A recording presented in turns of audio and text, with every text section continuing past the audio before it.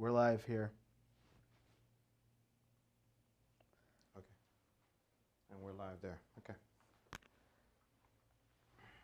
Hello, and welcome to the Sleon Productions podcast, where we interview entrepreneurs, developers, business owners, entrepreneurship, entrepreneurs, and of course, game changers. Amen. Like that one. Someone that has, who I met a couple months ago with another client. He definitely had a great first impression. David Octavio Gandell, two-time cancer survivor and TEDx speaker. Come on. Welcome to the Sleon Productions podcast. Thank you, sir. I appreciate you. Appreciate your time. We are here in Western Florida. I don't come here that often. This is a great time to get out of South Beach and get up north.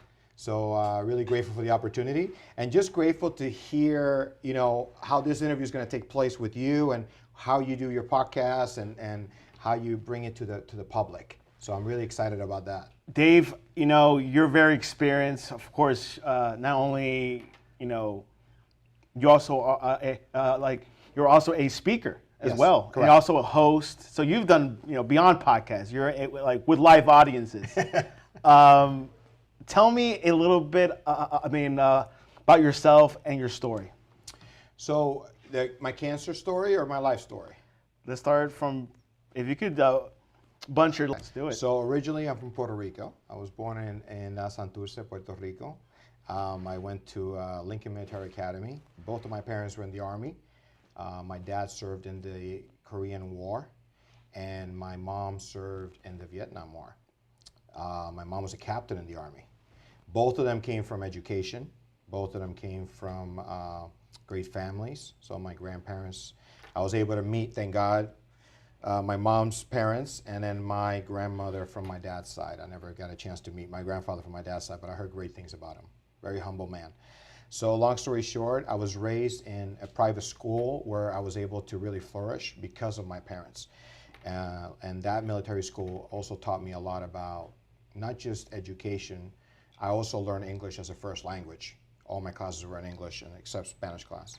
So from there, it took me into a position also of being able to be obedient and also be, like my father used to do, like this, give me the finger, like that finger, but for the podcast viewers, but just like the second finger, just pointing up, like straighten up. All your advertisements has that. If I ever, well, no, this was what my father used to do to me, like straighten up, oh, David. Okay. The other finger on my cancer picture is me being grateful. So if I take a picture with you today, I'm going to point up. And what I'm doing is I'm basically saying, thank you, God, for this moment and for this person in my life. So it's almost a gratitude thing when I take a picture. Now, people don't know what that means if they don't know my story. So if they've never seen the cancer pictures, they have no idea. They think, oh, he's just saying number one. It has nothing to do with me. It actually has to do with me being grateful. But yeah, so I was taught, discipline. I was taught a lot of that, especially military school, of course. And went to the San Antonio, Texas, and culture shock altogether.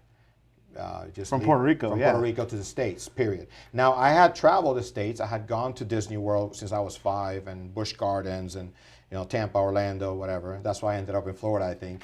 But we ended up in Texas. My mom was the head of the department for the university, from UTSA to UTA to Tarleton State University. So go Longhorns. She liked Texas, but the really cool thing about that part of my story was being able to have the privilege of sitting in the back of the room while my mom was teaching. And it's funny because it didn't really come through full circle until after I passed college, went to work, and then got into the entrepreneurship and speaking world and all that stuff. And that story came back in my head. It's funny how life is. You always go back to your past. But watching my mom control a room, not just with energy, but with also education, and the way the students reacted to my mother. Same thing with my father. My father was able to control rooms in a very, they're both speakers in their own individual way through work. Your DNA came from both. Yeah. Like your speaking DNA. Correct. But I never wanted, this is not what I wanted to do though. I love talking. Yeah. One thing is talking. Everybody that knows me, I'm a great talker. I could talk all day. But the difference is you could talk, but can you make an impact? And of course, my whole life was about health and wellness, health and fitness, gyms, health clubs. Now I was double major, so I a bachelor's in marketing management and speech comm. So the speech communication, they had to make me speak.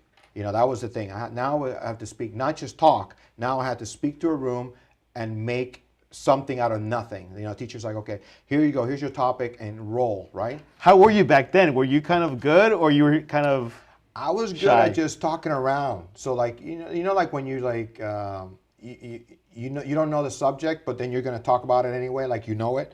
So I would make something out of nothing, and I still didn't make the point. But so my teacher was like, that was great, David. You had our attention for the whole time, but you didn't answer the question because I didn't know the answer. So I didn't know the answer, so I was just like, oh, I didn't know how to relate to what she gave me, the topic. So what was interesting about it is at that moment, Toastmasters was a big deal. Like at that moment, like Toastmasters was like internships, business consultants and sales and management. They were all looking for people that were in Toastmasters. Now, I know a lot of people don't know about Toastmasters now, but back then it was huge. Now, if you go to Toastmasters now, it's even better because they have all the education online so you can learn and practice and do all that stuff. But back then it was just only a few people and only a few chapters. They were very, very, like TED Talk. They're very, very private about their, you know, their chapters. So, but I was in college, major in marketing management, speech comm. We were able to create a chapter at USF. And that is when I said, okay, now I'm a speaker, but I wasn't really a good speaker. I was just a good talker. Remember that. So Toastmasters was good because it made me work on actually, when I went to speak about health and wellness now, I was more rehearsed. I was more polished. I was able to do more because of Toastmasters, because now as the president, you're like, okay, people are looking up to you to learn, so I better learn. And I better, you know, practice more. Now, remember, I was also a host. I was hosting fitness shows at a very early age. I was also in theater. I was also acting, modeling, doing a lot of stuff since I was 16. So in front of people, I'm fine. But to make an impact, that was the one thing I always wanted to make. So I had to learn a lot. But Toastmasters taught me a lot about that. You think that's talent, or can someone learn that? I think the gift is the fact that you have a voice is a gift. The talent comes from something that you know that you can actually practice at and be good at. So in other words, Stephen Curry from, you know, one of my favorite players now. Why? People want to say how great he is, but what I would like to watch is I want to watch all the hours that he's practicing for him to dribble the way he does, for him to do that kind of stuff. So it takes time and it takes a lot. So you have to continue to put yourself in the middle of it. It's almost like I tell people, just go, you want to speak? Go practice. Go find places to speak. And that's what I liked about Toastmasters. Then fraternity, I was president of my fraternity, Pi Sigma Epsilon.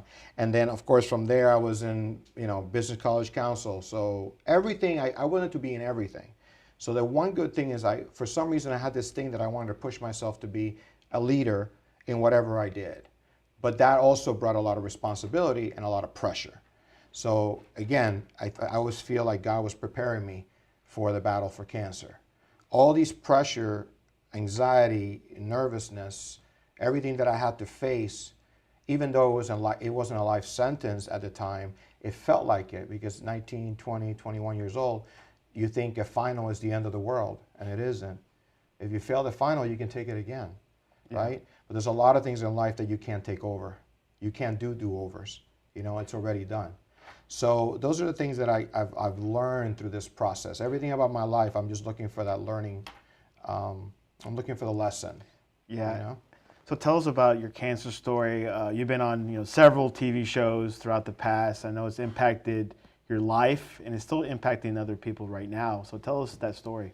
Yeah, so graduate from college, get into management. I run health clubs. I become a business consultant. I opened studios for clients. I ran Gold's Gyms. That was one of my biggest things in my career. I was able to run, I think it was 9 Gold's Gyms or 10 altogether throughout my career. I ended up, the last one was in South Beach, of course. The last one, 2012, that I walked away from from that career. But in 2004, I was at managing Gold's Gym in Deerfield Beach, and I remember feeling a lump in January of that year. And I'm a health freak. I don't do drugs. I barely drink. I have never smoked a cigarette or anything in my life. I don't take drugs. I don't do steroids or anything like that. I was modeling. I was 6 feet tall, 170 pounds, whatever it was. Long hair, running a gym. And I feel a lump, and all of a sudden, the fear of cancer. Because now I had felt the fear of my grandmother had passed away of cancer after my grandfather passed away. And I also knew a little bit about cancer because I was in that industry where I was always going to schools and speaking to kids about cancer, diabetes, heart attack, and obesity. Those are the 4 things that we always bring up, right? So as a trainer, I would go to schools and talk about it. As a manager of a gym, I would go to schools and talk to teachers about it, and also go to businesses. And that's how I was able to get a lot of my corporate memberships, because I was able to donate my time to speak, give them a message, and at the same time recruit people to come to my health club, especially CEOs, managers, or whatever. That made me successful because of my speaking. I just didn't know how it was going to turn out, right? Things are coming together. These are all, exactly. It's all like I always tell people, just let the process work. But you have to make sure you show up. And like my friend Gary, and I always tell him, you show up, God shows off. You never know how, but you have to show up.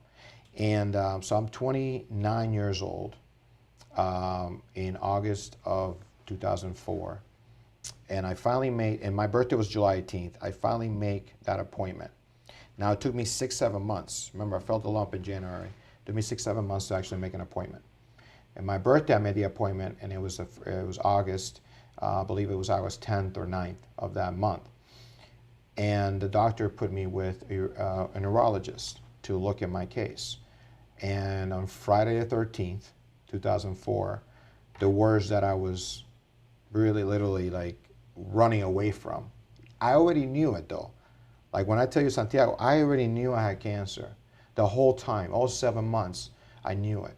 I could try to deny it. It's a hernia, it's this, it's that, it's whatever. How'd you know? Like what was? Just an intuition. Okay. One thing, when you talk about faith or spirituality, whatever anybody believes in, one thing that I talk about all the time is that you have a few gifts that you don't even use, and they're daily. One is intuition. We all have an intuitive feeling about this guy's not good for us, this girl's not good for you, this job is not good for you, this job is. You have an intuition, we just don't follow it sometimes. We think we know better. And the other one is making decisions and choices. We all make choices every day. When people say, I don't have time, you have time. You made a choice to do something with that time. That was your choice. That was your decision. Oh, but I have to go to work. No. You made a decision to go to work. Now, your brain tells you have to go to work because of whatever A, B, and C, whatever reason you have. But you have a choice and you have a decision. You don't have to wake up at 6 o'clock. You can wake up at 8 if you want to. Now, are there consequences, Santiago? Absolutely, there's consequences. What I'm saying is that we all have choices and decisions. And sometimes the harder the decision, the better the result. And that is what I have found out in my life, is that test after test after test, I was always tested in my life. The youngest manager, youngest regional manager, youngest this, blah, blah, blah. Nobody really gave me, oh, you don't have a background in this is what you do, or you're just a kid, or you're just, that's fine. But for some reason, what it did for me is it was a challenge. Now at 29 years old, that challenge of cancer, I was never, ever expecting, because I'm healthy. I look great. I'm ripped. I'm working out every day. I'm eating good. I'm doing whatever. All of a sudden, here comes this word, cancer. I blacked out for the first time in my life. Now, I played sports my whole life, from baseball, basketball, football, whatever. I never blacked out. I've gotten hit many times, but I never blacked out. And as soon as they said that, within seconds, I was given blood. The nurse was taking my blood, and I blacked out. And all I remember was the two nurses trying to wake me up. And I already knew I had cancer, but yet when the doctor says you have cancer, that's a different story. Because we look at a doctor as an authority, right? So long story short, Friday the 13th, Monday the 16th was my surgery, just like that. Wow. I called my parents for the first time. They didn't know.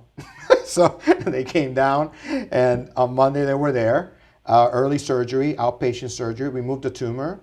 And they told me, oh, great news. We think we removed everything. We didn't see any signs of cancer anywhere else. So I'm thinking, okay, great, they did it. But they wanted still to do chemo and whatever. I said, well, let's just wait. Let's just wait to see the results.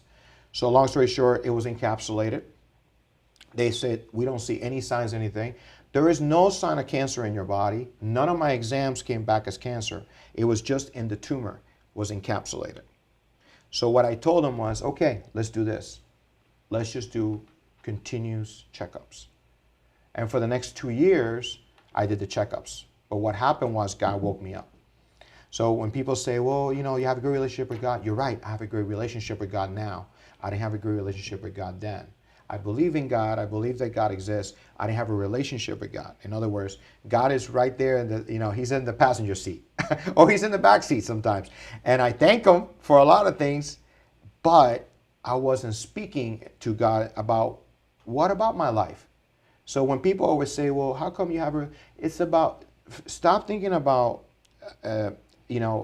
someone that you're going to worship. So just start thinking about what it is that your life has meaning. What is the meaning for your life? Start thinking that way. Stop thinking about this and that or gods, or just start thinking about, why am I alive? What is my destiny? What is my meaning? And do I have a purpose? And why is it that I was speaking at such a young age? Why is it that I was in front of crowds at 19, 20 years old hosting the biggest shows in the country? Why is it that I had those opportunities? Now, yeah, I had to step forward and own them. But at the same time, there were opportunities a lot of people don't get, Santiago. A lot of people don't get those opportunities. But for some reason, I was showing up and I got these opportunities. Yeah. So those 2 years, I started speaking again. I had stopped speaking. I went back to the school systems. I went back to the businesses. But now I had a purpose. Now I was a cancer survivor. But really, all I had was surgery. Right. Right? I didn't have to go through, I didn't lose my hair. I didn't lose all that stuff.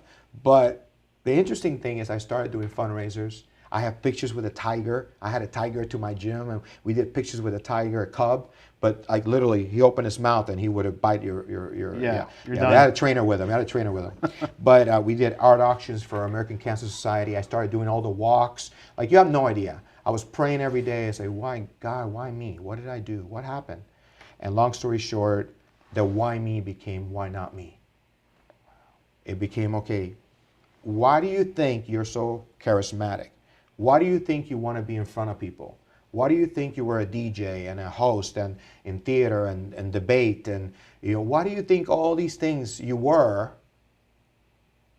There has to be a purpose. There has to be a reason. So when I look at people, I want to know their story. If you talk to anyone that knows me, that I meet on Instagram or Facebook or anything, what I talk about is, tell me your story. That's all I care about. I don't care about dating. I don't care about what you do for work. That's fine. Great. Congratulations, whatever you do. I'm not interested in working for you or you working for me no. What I want to know is, what is your story? Because then what your story will do is reveal your purpose. Cancer was a blessing in my life because it gave me something that I never had before. Every single day I get to witness miracles. Now, it might not be the miracle in the Bible that, someone is crippled and I get to, stand them up and they get to walk. The miracle is I get to see people live their purpose. I get to see people realize that their potential is tied to their purpose, that their passion is tied to what they're supposed to do. So that to me is like a miracle. My friend Gary that I talk about all the time, he's one of my right hands, left hands. He hosts my women's conferences now. But he was just a guy he was the president of Toastmasters in Miami. That's how we connected. And he used to ask me to come show up. And I'm like, why am I speaking at Toastmasters all over again? And what it led to, it was what? Perfecting my speaking. It was challenging me, even to the point that he was challenging me. He was bringing other speakers in to challenge me so I would step up my game. But what I figured out is, okay, I used to do this for myself. Now what am I doing it for? It's a greater purpose, right? So now, in July 11th, I celebrate 14 years cancer-free. And to a lot of people, it's like, wow, that's a long time. Yeah, it is. But you have to remember this. I feel like it's not just about being cancer-free. I feel like I've had 14 years of a bonus life. And there's so many people that I've met in the last 14 years that I would have never met that have become such an impact in my life. Because when people say, well, David, you're such a blessing in my life, I said, yeah, but you're a blessing in mine. How do I bless you? I said, because you're doing exactly what God showed me, and you're a confirmation of the reason I met you. In other words, if I share a word with you, or some kind of epiphany, or some kind of, prayer with you, and it comes to pass, what am I doing? I'm watching confirmations. I'm watching affirmations. I'm witnessing miracles happen because you weren't doing that before. All of a sudden, my story gave you what? Hope. And that's why my message has always been find hope, have faith, live with purpose. So the 2 years go by, 2006 comes up, I get re-diagnosed with cancer. I hosted Fitness Universe in June, 600 competitors. I did both days with cancer. The last show, the Muscle Mania, I wasn't able to host it. I was in my bed in the hotel room, cradled up like a little baby because I was in so much pain. July comes up, I go see Mark Anthony in concert. If I'm dying, I'm gonna go out doing what I love to do. So, and August comes in, and what happened was, I told God, I said, okay, if this is it, I wanna live the summer. Now, I had the pain, the cancer was growing, but I was still working out. I was still going to work. The first week of August of 2006, there's a fashion show in Orlando, which I was part of every year. And that fashion show was one of the biggest bridal shows in the country. And what happened was I said, I'm going to do it. What people didn't know is that I had cancer. Nobody knew.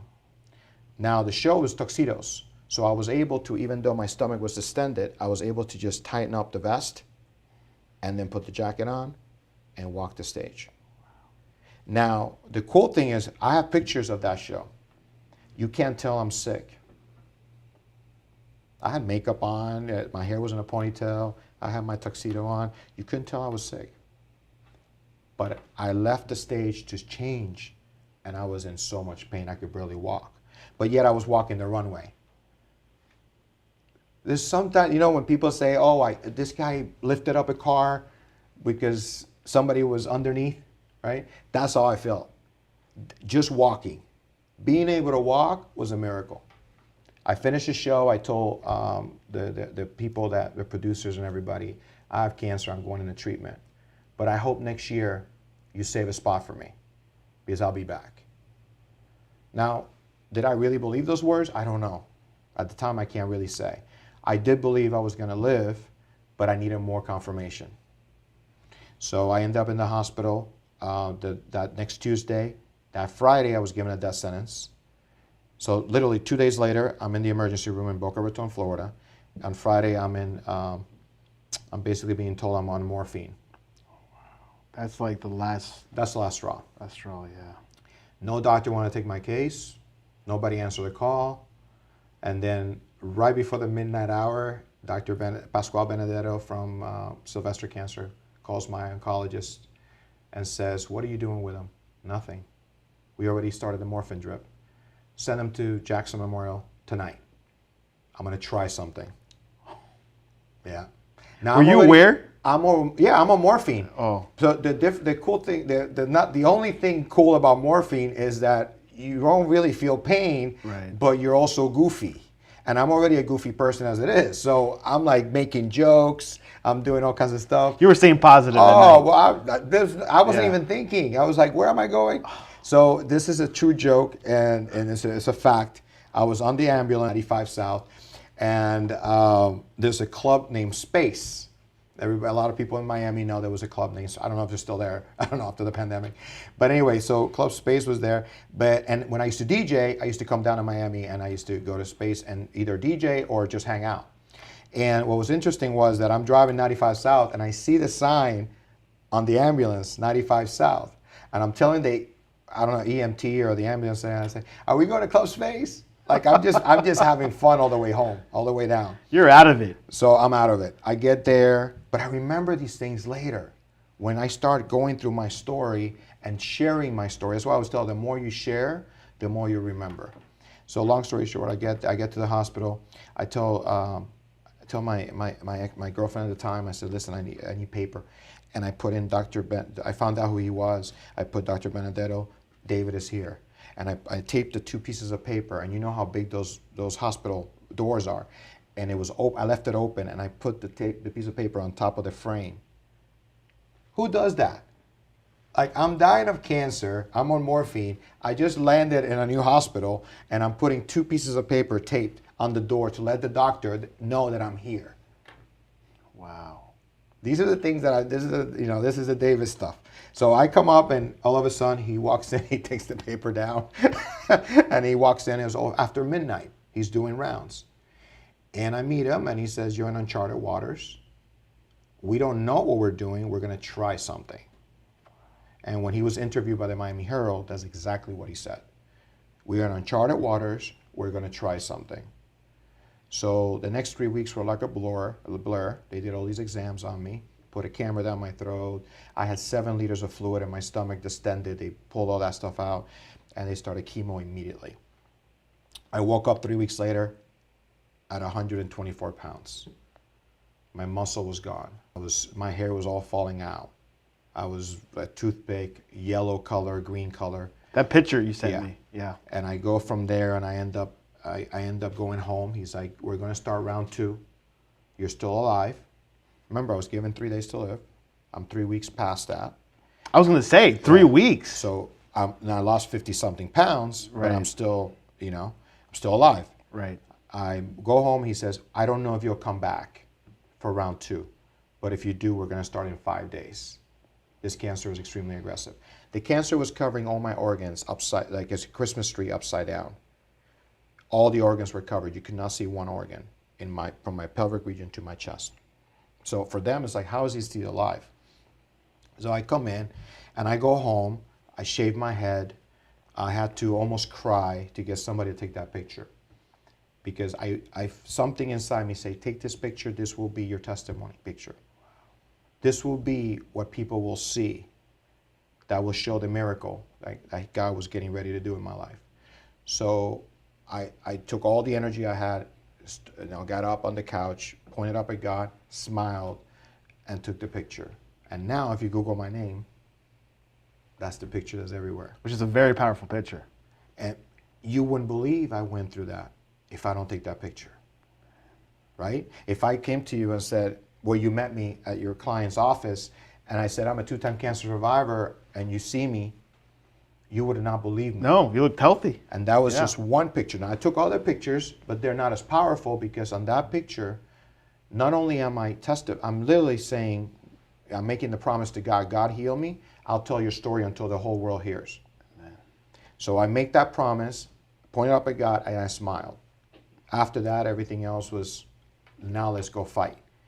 What happened that day, Santiago, was that I had a vision, a dream, whatever you want to call it, of me being on stage with short hair, like I have now, and on stage with a suit with my name in the back.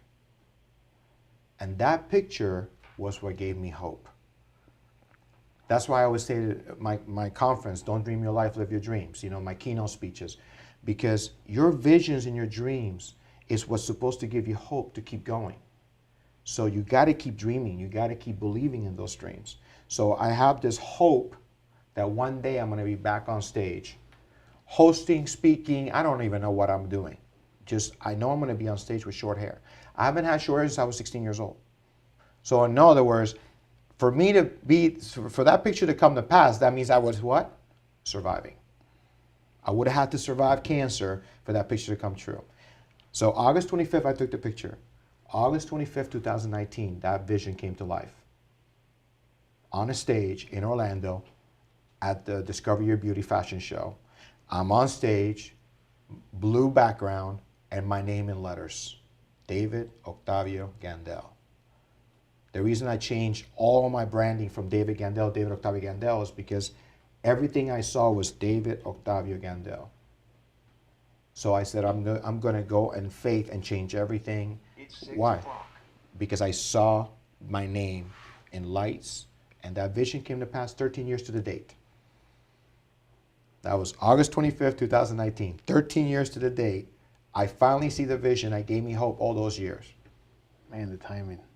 No, God's timing is always perfect. We're the ones that were late. We're either early or late, but He's always on time. But the difference was that picture, through 7 rounds of chemo, gave me hope that I was going to be okay. Mm-hmm.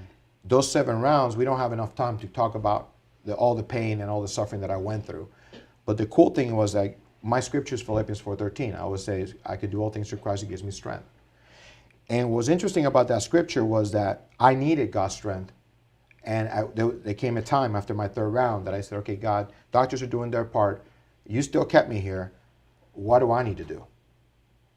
And I woke up that day and I put my workout clothes on, and I was waiting for my friend Betty, who was one of my assistants at the gym, to cook for me, because she was the one that come in the morning, cook for me, make sure I was alive. And I said to her, we're going to the gym. And she's like, no, we're not. You can't do this. I said, no, I'm going to the gym. I said, David, you don't have to work right now. Oh, no, I'm going to work out. And she says, you're 128 pounds. I said, you're 100 and nothing pounds. You have no strength. You could barely walk, and you want to go work out. I said, I prayed about it. I'm going to work out. Just with the same attitude. I'm talking to you. She's going to be in my documentary, in my book, and all that stuff. But it was interesting because she's like, no, you're not doing it. So she's like, I got your keys. I said, you can have my keys. I have another set. So when you leave, do you want me to drive a car that I haven't driven in months? And I never drove a car like this at 128 pounds, so I don't even know my strength. Yeah. Do you want me to drive the car, or do you want to drive with me? Which one do you want to take? Because I'll find the other key. When you leave, I'll go drive. I'll see you at the gym. Do you want to help me, or do you want me to go by myself? Wow. So she helped me. I lasted 5 minutes. But I worked out. And Santiago, what it was physical pain. It was pain that I felt before. And it was pain that made me feel alive. So I always tell people, if you're feeling pain, that's not a bad thing. That means you're alive. Which you took a step of faith. Correct. Well, yeah, because I said, okay, God, you're doing your part. The doctors are doing theirs. I'm still alive. It's been already over a month and a half, I think. I'm still here. So why do I have to do something? You know, when people say, well, you can pray. Yeah, you can pray and sit home and do nothing, and nothing's going to happen. You have to step out in faith. You have to do something. So I went to the gym. What it did for me, it gave me more hope. It strengthened my faith. I'm like, okay, now I'm looking forward to going to the gym. It wasn't a lot, man. I'm not going to lie to you. Yeah. I did like 5 minutes here, and then I did another 7 minutes the next day, and then I just did something to feel. 2-pound dumbbells. Yeah, man. Not even cables, like nothing. I was just like something. But then little by little, man, I got up to 140 pounds. And for me, that was a lot. And I was training normally. And I tell you, as a trainer, I never learned more than I did in those 5 months. I know more about the human body now than I ever did as a trainer, because I had nothing. It was skin and bones. I had to start fresh. I had to find out where my weaknesses were, my strengths were, rehab, all that stuff that I had learned. Now I had to put it all together. Wow. And then from there, it gave me a lot of strength. And then my December 31st of that year, 2006, was my final chemo. I came home on New Year's Eve, and I said a prayer. I said, God, no more chemo, please. And I woke up the next day. That's the best prayer. That was the best prayer. This year, let's finish it right here. 7 rounds of chemo, 98 chemotherapies total, 14 rounds per round, 14 chemos per round, times 7. So the number 7 is a big deal July is my month. That's always been my month. But then the 98th chemo was, I will never forget it. I was watching TBN on the Great channel. I don't know why it was on, but it was on. and the funny, it really is funny to me that my best friend, Javen, who's my pastor, he was on TV. He did a movie called One Night with the King. It's a story of Esther. I've seen it. And it talks about empowering women. Which we'll get to which soon. Is what I do. So long story short, so Javen's on TV. My best friend's on TV on New Year's Eve or New Year's Day already. And long story short, I get through that. My surgery was February 1st. I worked out every day until my surgery. They told me I could die. My surgery lasted 12 hours. You were so at risk of dying. Oh, yeah. So my surgery was February 1st of 2007. And they tell me everything that can go wrong with me. They removed the kidney, all the tumors. My intestines were cut. Everything was like, you have no idea. They did something in there, and they stapled me back together, and they just left me there until I could wake up. And then I woke up the next day, looking at all these doctors in white robes, and when I finally was able to like really focus, I knew that there were doctors. I didn't know they were angels. I didn't know what they were. And Lord, where am I? Yeah. And Santiago, the first thing they did was, you got to get up. I'm like, you're kidding me. No, we got to get you up. You've been in bed too long. So after my surgery of 12 hours, I was in the operating room for 14 hours while they were testing all this stuff, make sure that there was no cancer left. And then they put me back together, put me in the room. I slept out till the next day. So then when I woke up, everybody had to like literally help me get up, because if not, I would have had water in my lungs and it could have been worse. Yeah. So the first thing they had to do was, after I woke up, they were celebrating, but they were like, okay, now get on the treadmill. Now get up, yeah. And my mother was the one that got the news that I was cancer-free. Oh my God. And so that was the big thing for me. It was like, okay, my own mother was the one that, gave me the news I was cancer-free. They couldn't find 1 ounce of cancer after all this. There was nothing left. And yeah, I lost a kidney, and yes, I lost this, but you know what? I can go on healthy. I just got to take care of me, right? Right. And so that happened. And then the motivation was, okay, now I got to get back to doing what I loved. But the doctors were surprised too, weren't they? I'm a miracle walking. Yeah, because I remember you were telling that story, and the doctors couldn't believe it. Yeah. Like you were. They still can't believe it. 14 years later. Because one thing is to survive, and then to survive the way I have survived, the way I live my life. Yeah. I'm not sitting home in a bed. I'm not, resting. Like I live every day. Like I'll travel, I'll speak, I'll host, I'll do whatever. It's like for me, every day is a gift. I'm going to live it to the fullest. How many doctors worked with you? So it was 7 major doctors that were 6 or 7 major doctors. I have to get the exact quote, but that were part of it. There was one guy that just literally stood there watching my oxygen level all night to make sure that I didn't go under, because I could have become a vegetable. Oh, wow. Yeah. And then my surgeon was Dr. Cava, which I interviewed him, and I still keep in contact with him. We've collaborated in articles for the Miami Herald. We're going to do a lot more stuff together someday. Dr. Benedetto, he talks about me like it's, he knows there's a miracle. He says in a video that my faith gave him faith. Wow. And that was the testimony that made me cry. I was on one of the TV shows. They interviewed him, but I didn't know they were going to do it live while I was on the air. I don't meet too many doctors get into their faith much. Yeah, they don't. And remember, I told him that he was God's instrument. Right. I always compare it to being on death row. When the judge calls and says he's innocent, let him go. Don't kill him. And that's how I compare, my experience. He called at the final hour. Wow. Remember, I'm already on morphine. It's already almost done. Dave, when I hear morphine, because my grandma died too, when they give her morphine, that was like the last thing they give you and everything. Everything about my story, my testimony, everything about my God story it's like extreme. Right. The chemo, the surgery, everything was so extreme, but it had to be extreme for me to do what I'm doing today.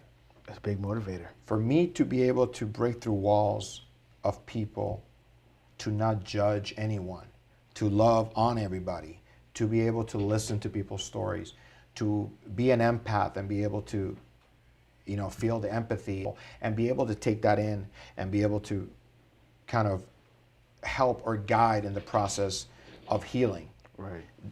If I don't go through what I go through, I can't do what I'm doing. So after all that, did your,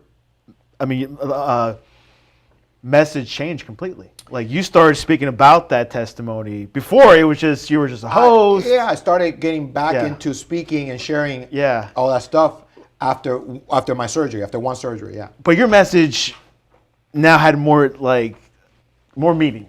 Well, now it was chemo, surgery. There was a whole year out of my life.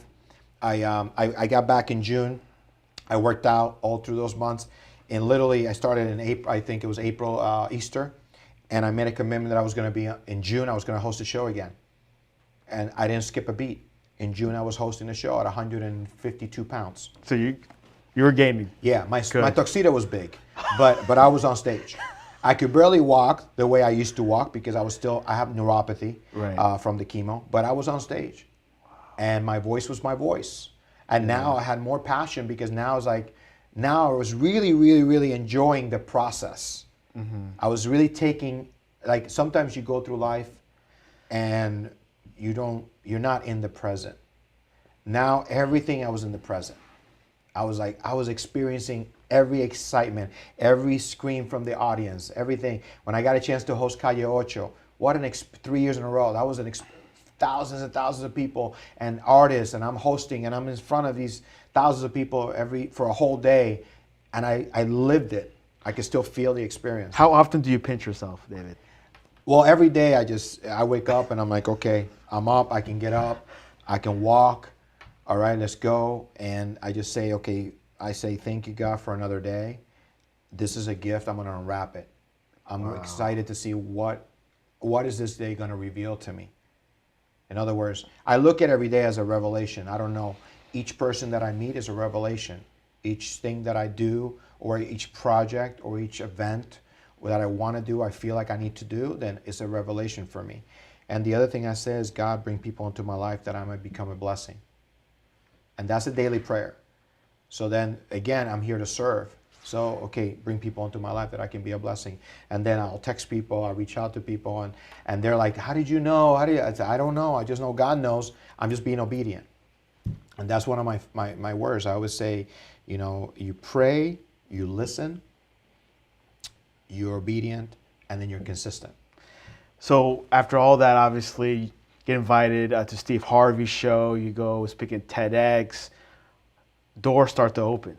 Yeah. Well, the TEDx talk was interesting because I was in a speakers bureau right after cancer. I was cleared of cancer on July 11th, 7/11/2007. I was cleared of cancer. And I'm celebrating my anniversary coming up. And we opened our gym, and then I ran the Gold's Gym. But at that moment, I started doing pageants. I started going back to fit. I went in August. I was on stage modeling in August of 2007. Yeah. So literally a month later, I was modeling on stage doing a runway show in August 2007. My father came, my mom came, everybody came. And from there, it just became, okay, I can go do everything that I love to do, but now I have a purpose. Mm-hmm. Now there is a message. It's not just about me being hyped up or me getting the crowd going. Now there is a message.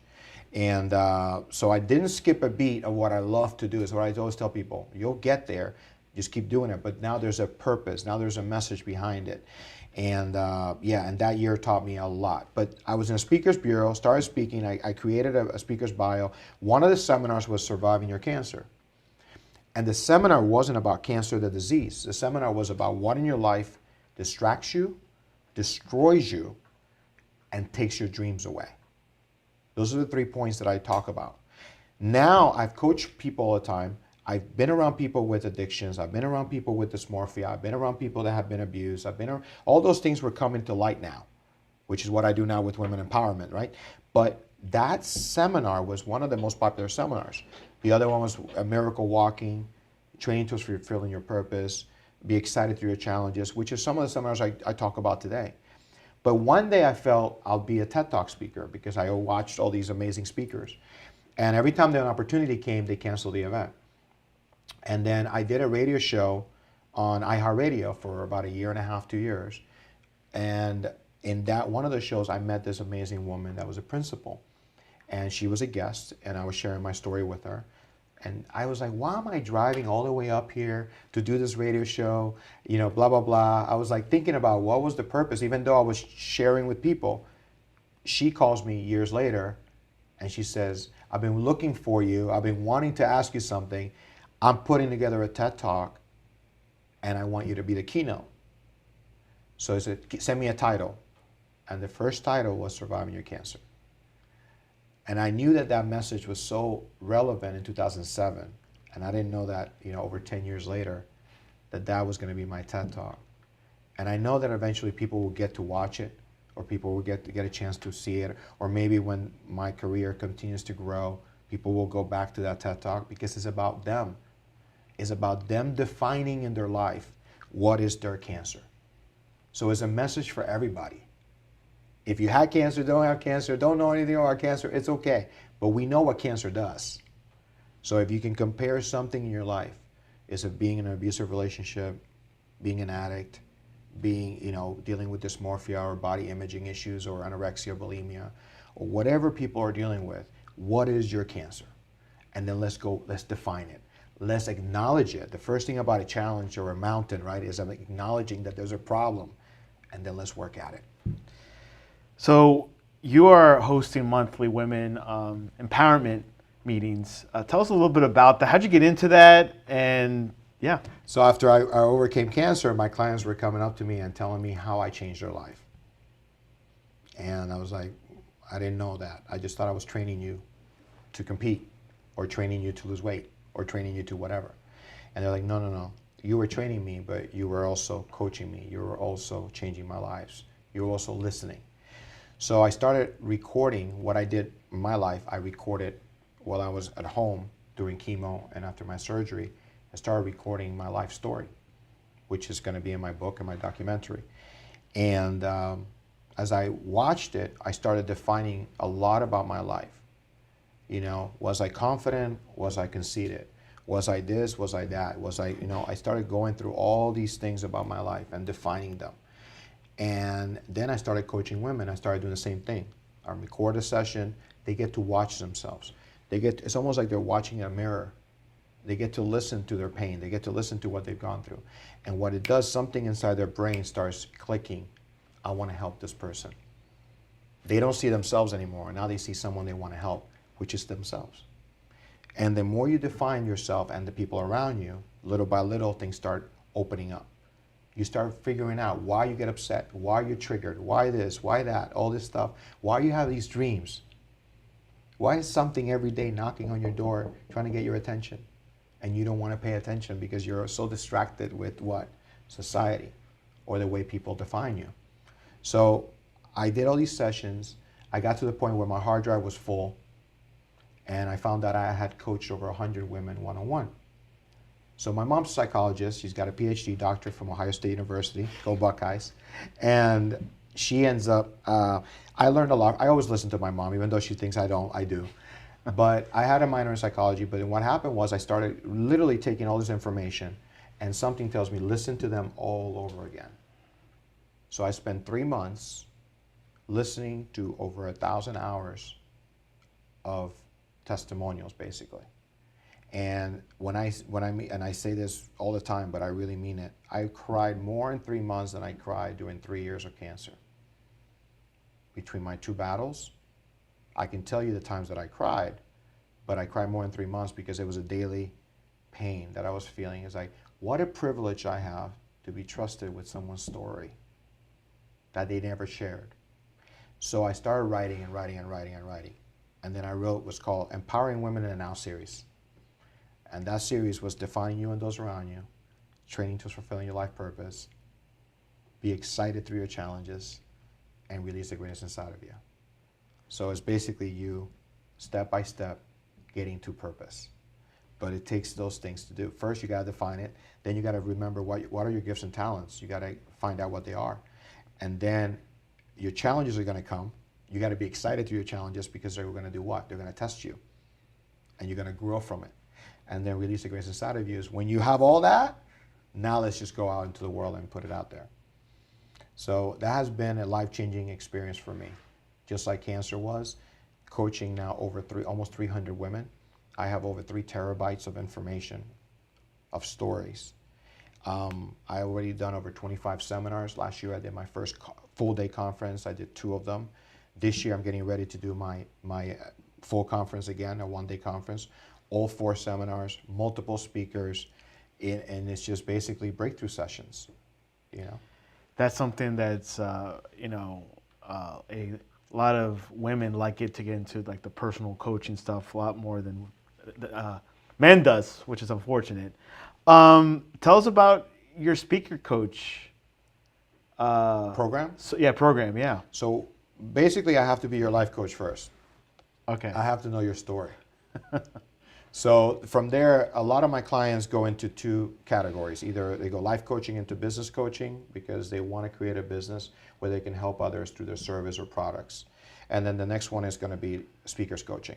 So I have speakers that are very polished, but they don't share their story. And that's what I help them do, to make an impact. Everything that I went through is to share. Yeah. That's why I always tell people, if you go through something, it's for you to share it. It's not for you to keep it to yourself.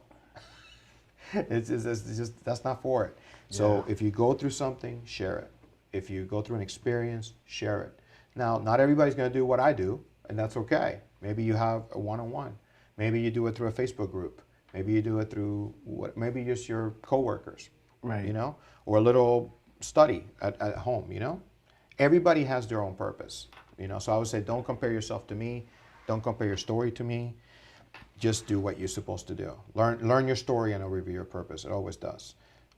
If you had to tell someone that is going through almost 0 hope, maybe 1% hope, what would you tell that person?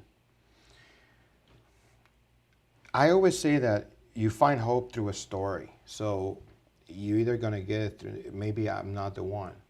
Maybe you have to find somebody. That's why when people say to me, my story, I don't have a story. Maybe it was just a bad marriage. Maybe it was just a divorce. Maybe it was just work. Maybe it's, with some people, it's just a disability. And they don't share their story. And someone needs to hear it. And that's why I said, you're supposed to be a miracle in someone's life today. So you're supposed to share your story, even if you think it's as dumb as it is, or you don't really see the credibility in it, or you don't see the power behind it. It's still yours, and it means something. If not, why is it so difficult for you to overcome it? So when you do that, you share that story, and someone is going to tag along and listen to it through a podcast like yours. God only knows who's going to be listening to it. But if one person gets this message and finds hope in it, we did our job today. So the goal is that you have to go, like with Google now, you can Google anything you're going through and you're going to see plenty of people that are talking about it. And hopefully you'll find some instrument or some vessel that's going to share what you're going through to let you know that it's okay not to be okay. Dave, wow, what a moment, action-packed in less than an hour. Do you have anything else you want to share before we land this plane? You know, the biggest thing is that I am very blessed to be alive. I feel like every day is a gift. I'm looking forward to celebrating another year of life, my birthday and my anniversary. And I just hope that anyone that ever gets to know me or gets to know anything about me is because something impacts their life. I just want to be a life changer. That's what everything about my life is life changer. I created a nonprofit for children with cancer that I launched, but a lot of people don't know about it. I haven't really been able to do too many events, but it's called Life Changers for Life. And you know, if anyone wants to support, you know, kids with cancer, children battling cancer, emotionally and financial help. So I want to create events for children. I want to do things for kids. I also want to, you know, provide financial help to kids and their families, because families also suffer. When a kid is suffering, a child is suffering to cancer, their family's suffering with them. So that is one of my dreams, is to have multiple companies that are able to support it financially every year. So if the time comes that I'm called to heaven and my job here is done, that the foundation can run itself and every year have fashion shows, concerts, and events, all the events that I do to support the foundation. And of course, all the events that I do already support my nonprofit. I'll take a percentage of it and put it into that as well. What is the best way for people to reach you online, to use your services, or to find out more about the women empowerment events? Yeah, right now, well, the conference is always is mypurpose2021.life. mypurpose2021.life or mypurpose2021.com. You can get there. But my website is davidgandell360.com. davidgandell360, and that 360 site basically, there's videos, TV shows that I've done. All my social media stuff is on that 360 site. That's why it's the 360. You can have everything. So David Gandell 360. I didn't want to do David Octavio. It's too long. I love that name, by the way. It's yeah, great. but for that one, I was like, it's too long. But David Gandell 360. But you know, I just think that right now we're living in a time that I never really expected to live, where a lot of people are angry and they don't know why. You know, they're blaming things or situations or other people, and they're angry. And I come across this every day. And I was like, why? This person or this situation or this is going on in the world. I said, why are you angry? Well, like, I told you this thing. And I said, no, hold on. Why are you angry? In other words, something is going on in your life that you haven't defined yet. In other words, you're not happy. There's something that you're not doing that gives you joy every day. So then you're allowing circumstances, society, influencers, or social media, or whatever it is, to dictate your anger. You know, and I'm not saying anger is bad. Sometimes you need to get anger to get up, right? A lot of people are not even getting up out of bed, Santiago. When I started my show, Life Changes for Life, the TV show, I started it because a lot of my friends couldn't get out of bed. They were so depressed during the pandemic, they didn't know what to do with their life. So I said, I'm going to do this show. I'm going to interview all kinds of people, and I'm going to give one word that's going to give hope to others. And that was the concept of the show. Testimony, faith, and one word that gives people hope every day to keep going. Because these are all stories. I did 60 of them through the pandemic. And I tell you, a lot of people were thankful for that one little show, 15, 20 minutes a day or whatever it was. But a lot of people right now aren't even getting out of the house. They're not getting out of bed. Even though the world is getting back to some kind of normalcy, they don't know who they are anymore. Yeah, one part of your story that really caught my attention was that time when you were in between the procedures that you went out, hey, let me go to the gym. You were stepping out in faith. Would you say the same for a person that wants to start that business? Yeah. What do you have to lose? I mean, if you fail, well, you fail if you don't try. I'm not going to give you a whole thing about fear of failure, fear of success. That's another seminar. But, and I've talked about it. All your categories go into one or the other. Fear, failure, fear of success. You know, I think we all have some type of fear, because remember, fear is just your brain telling you that your brain doesn't understand. Right. So your brain doesn't understand what that business is like because you've never done it. Your brain doesn't understand what going out with a girl that you like is like because you've never done it. So your brain still is protecting you from yourself, but that is a limitation that you put on yourself. In other words, that is something you've actually acquired, because as a child, we have none of these fears. So what happens is we listen to somebody, and that is what gives us limitations. Tell us about your book that you're writing. You don't have a book right now. So I have a workbook. Yes. Oh, okay. It's called "Don't Dream Your Life, Live Your Dreams." It's a breakthrough book. I call it the Women's Breakthrough Book, but a guy can read it as well. Okay. It's basically you doing your own life coaching. It's literally going through the questions that I go through in my seminars, in my masterminds, in my thing. So if you don't want to come to me, that's fine. Get the book on Amazon. It's fine and work. It's a workbook though. It's not a book. It's for you to work on I yourself. like that. It's like a children's book. You just write Yes, down the and I'm turning it into a answer. children's workbook as well, sense. because a lot of the principals that I've met or owners of schools want to turn this into a course, because it gives kids a dream again, to keep dreaming, to keep believing in their dream. So that's going to be turned into a workbook for kids. I'm just changing some of the wording to make sure that the children can understand it, from middle schools to high schools, and that's going to be out this year. Awesome. And any future book? Yeah, so the book Cancer Was a Blessing, I have a literary agent who is helping me with that book. And I hope that book is out probably in a year or so. I still have a lot of work to do on it. And I feel the reason it hasn't come out is because, like I said, God's got perfect timing. Yes. And I think he's doing some things in my life right now that need to be in that book as well. And I hope you make an audio version. Yeah, the audio version is going to have to be there because I'm too charismatic not to do it. It's funny because I'm too emotional not to do it. it's funny because most authors, when they do an audiobook, they add stuff to it. Yeah. Like there's more emotion. They add Yeah. some more. Well, I'm actually going to add on to the sentence because it's very powerful. Yeah, because you're in the moment and you're actually telling it, and then the emotions come in. You know, I've listened to a lot of great. I'm not gonna, give it a lot of speakers, but I have a lot of people that I believe are influences in my life, because we all need someone to look up to, or we all need someone to push us or challenge us. All of us do. You know, for me, it's always about making my mom and my dad proud. My dad's in heaven now, but I always hope that he's listening, he's watching, and he's proud of what I'm doing, because I've sacrificed too much already to not, this is a long journey, man. This is not an easy journey, what I do every day. And people are like, I could do anything I want. I have my degrees, I have my education, I have my experience. But what I choose to do is sacrificial every day. In other words, to be a life coach and to speak and to tell my story every day is a sacrifice. Should a person plan out their life like years ahead, or do you think they should just do it in small increments? I think everybody's different. I try to answer that question. That's a good question. I'm People not a plan planner. like 5 years. I'm think not it's a too much planner time. because I don't know if I'm going to be here. But that's my story, and I always tell people, don't compare. If you're a planner, that's a gift. Maybe that's your gift. You plan it, and then that's what gives you hope, is your plan.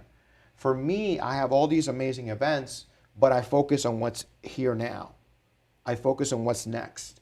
And then I keep watering the other dreams. I keep watering. Now, if you talk to my friends, they'll tell you, David wants to do this. I've shared some of my God-sized dreams with people, but I don't have a timeline. I just believe they're going to happen, but I think that it's all I'm climbing. I'm always climbing. But I don't want to share. I don't think that comparing is the one thing. I think people compare themselves. The one thing I do say is every day live it like it's your last. Make the best of it. Be present. If you're on a dinner table with your family, tell them you love them. Be present. I understand the cell phones. I get that. Everybody has that. And I'm not going to tell you to disconnect your phone. No, it's not what I'm going to do. I mean, we're on social media right now. Leave it in the car. Yeah. But what I'm saying to you is be present. In other words, even if it's for 1 minute, to acknowledge that people are around you, be present in that. And if you're doing something you enjoy, like hosting or speaking or a podcast, a lot of people are doing this now. Be present. Just enjoy now. Stop thinking about what's going to happen after. Just enjoy the process, man. That's the thing about my cancer story. Now I can enjoy the process, because by going through the process, I feel like there's other things that are challenging me right now that I can go through that process and say I can overcome them. You look at life way different than probably majority of people. I'm living a bonus life. I'm saying it. I say this every day. No, you have a different goggles on. Every day. Like, people want things now. I say, this is interesting because this week actually, or maybe last week, I've been having this new phrase, turtle speed. Take it. It's a marathon. Slow. Yeah, it's a marathon. Yeah, it's okay. There's nothing wrong with that. You don't want to be that hare rabbit, trying to rush it. No, turtle speed, or Godspeed. Correct. But here's the thing. I want to make sure I'm all about defining. Everything about do is I want to break it down and define. You need to define your words also in your language. Right. Like a word like obedience, for example, to a lot of people is a trigger. But for me, I try to define it for them to let them know what I mean by obedience. But for a lot of people, it's a bad thing, it's a negative thing. So when you say like speed and turtle speed or life is a marathon. Life is a marathon. But is the marathon a 5 mile or a 50 mile? Because you can finish 5 miles in an hour. You see what I'm saying? Yeah. But I guess the definition I share is, whatever you're meant to do today, do it today. Don't put it till tomorrow. Yeah. Okay? When I was managing health clubs, there was two exercises I used to do for my salespeople and my staff. A to-do list. Everybody has a to-do list every day. You have to be accountable. Some people will start with the heavy stuff, with the stuff that would take longer, and some people will start with the easy things. Because some of us need a little bit of a push, momentum. So I'm going to start with the little things. Brush my teeth, get ready, get my breakfast ready, take my protein shake, blah, blah, blah, blah, blah, get in my car. Those are accomplishments. Because you got to remember, to a lot of people, getting out of bed is an accomplishment. That's the thing. You have to define it. I break things down to the core. So, okay. Dude, I'm the same way. I'm doing all these things. Like, doing my bed is the first task I got to do. There you go. And then, is that a bad thing if you don't do your bed? No, it isn't. But for some people, my dad, for example, my mom, example, military people, dress the bed, then go out and do everything else. So I get it. But why? Because consistency. You do something so consistent. You break the habit and you do something better. But what I mean is, be present in that moment, is do what you can do today. And what you can't do, it's okay. But if you have something to do today, finish it. And that is what I mean by that. In other words, because if you plan too much and you do too much, you get overwhelmed, you don't do anything. David Octavio Gandell, wow. I'm definitely looking at life a little bit way different. You definitely inspired me. And I'm sure you're going to inspire the listeners in this show. Glad you came. Any closing words before we sign off? And well, first of all, thank you for the opportunity. I know we've only met a few times. I appreciate you wanting to share this with your audience. I'm glad that I was able to share this moment with you guys, and I'll make sure I'm going to be putting Sleon Productions. Sleon Productions on the screen. You guys can, because this guy has a lot of businesses that he does as well, not just in Weston, but in South Florida.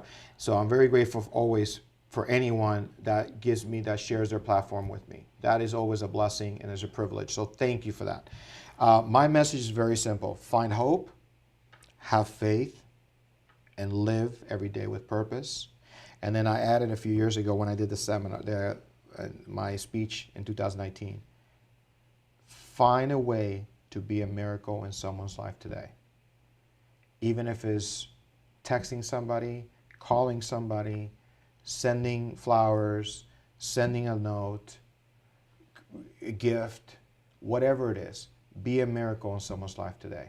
So find hope. How do you find hope? Through people's stories. How do you have faith? Through actually the process. The process builds the faith. And living with purpose is something that's bigger than yours. David Octavio Gandell, I appreciate you coming on to the Sleon Productions podcast. Thank you, sir. God bless you guys. Thank you, everybody that stayed tuned.